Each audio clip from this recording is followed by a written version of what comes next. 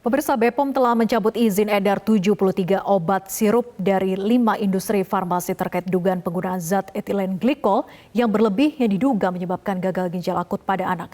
Keputusan BPOM ini pun selanjutnya akan ditindaklanjuti oleh Barreskrim Polri. Dan untuk membahas hal ini sudah bergabung bersama kami Direktur Tindak Pidana Tertentu Barreskrim Polri, Brigjen Polisi Pipit Rismanto. Selamat sore Pak Pipit. Selamat sore Mbak Vera. Baik Pak Pipit, sejauh ini apa langkah yang sudah dilakukan oleh Polri terkait dengan pelaku industri farmasi yang dicabut izin edarnya oleh BPOM?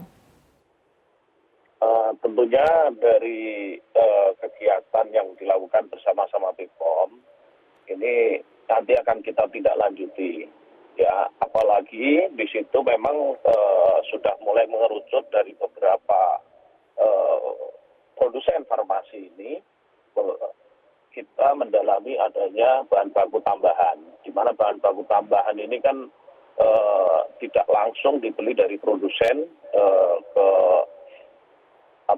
ke distributor, kadang melalui supplier, melalui trader juga. Nanti kita akan urut terus ke belakang itu, Mbak, sehingga kita akan dapat siapa sebetulnya yang apakah benar terjadi pemalsuan atau pengoplosan dan yang lain-lain, nanti kita akan dalami. Baik, masih didalami, tapi kita ketahui bahwa BPOM sudah menemukan bukti-buktinya. Mengapa tidak langsung saja ditetapkan sebagai tersangka?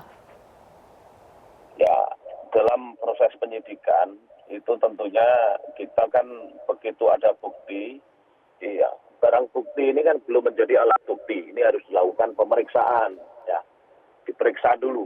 Karena untuk memeriksa ini untuk menemukan ini siapa yang bertanggung jawab, ya. Bahkan kita kan memeriksa karyawan-karyawannya.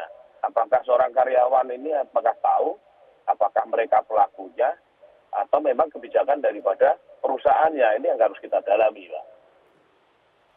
Baik, untuk pemeriksaan ini apakah fokus kepada 5 perusahaan industri farmasi itu saja atau juga sampai kepada distributornya, pemasok bahan-bahannya? Semua, Pak. Jadi semua itu dari pemasok, ya, dari industri farmasi juga kita juga harus dalami, karena mereka tidak begitu bahan baku masuk, apakah dilakukan pengecekan terlebih dahulu atau tidak. Ya, kalau dilakukan harusnya SOP-nya dilakukan pengecekan apakah ada bahan yang berbahaya atau tidak. Ternyata dia tidak laksanakan, ini juga pasti akan dikenakan pertanggungjawabannya. Apalagi ada dugaan bahwa propilen glikol itu sengaja dioplos. Nah, ini juga tentunya kita dalami mulai dari sampai kepada pemasok, ya. Namun pintu masuknya kan harus kita dalami dari supplier, ya. Baik, ada dugaan pengoplosan sampai dengan pemalsuan data label dari macam-macam bahan yang digunakan oleh industri farmasi yang sudah dicabut izin edarnya oleh BPOM ini. Lalu ini kan tentu adanya kelalaian juga dari BPOM sendiri terkait dengan pengawasan. Apakah dari pihak kepolisian juga akan memeriksa pihak BPOM terkait hal ini? Ya, tentunya kita juga akan mengarah ke sana. Kita sudah menyurat ke BPOM untuk menghadirkan beberapa pejabat tertentu pada bidangnya masing-masing.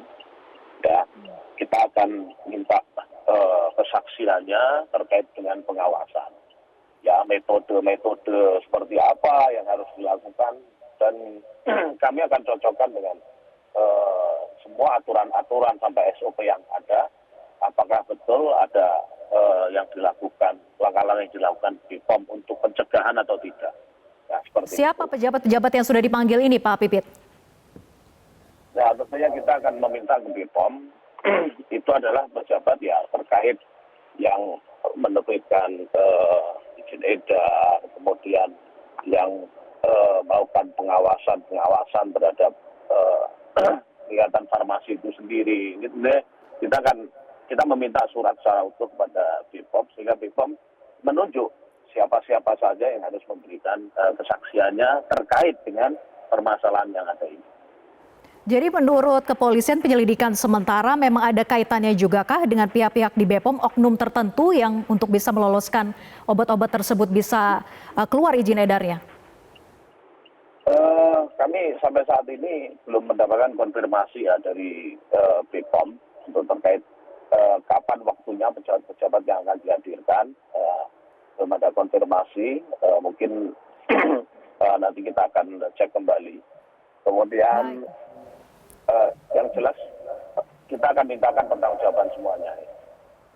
Singkat saja Pak Pipit, jadi kapan akan ada penetapan tersangka?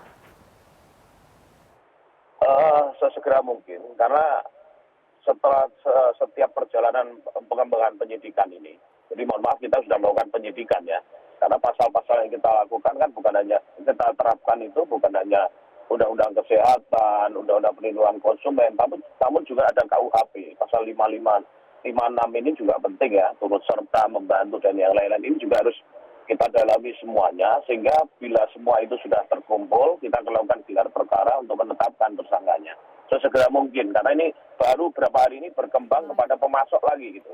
Ya. Baik, kita tunggu hasil penyelidikan dan penetapan tersangka dari pihak kepolisian. Terima kasih Brigjen Pol Pipit Rismanto sudah bergabung bersama kami di Metro hari ini. Selamat sore.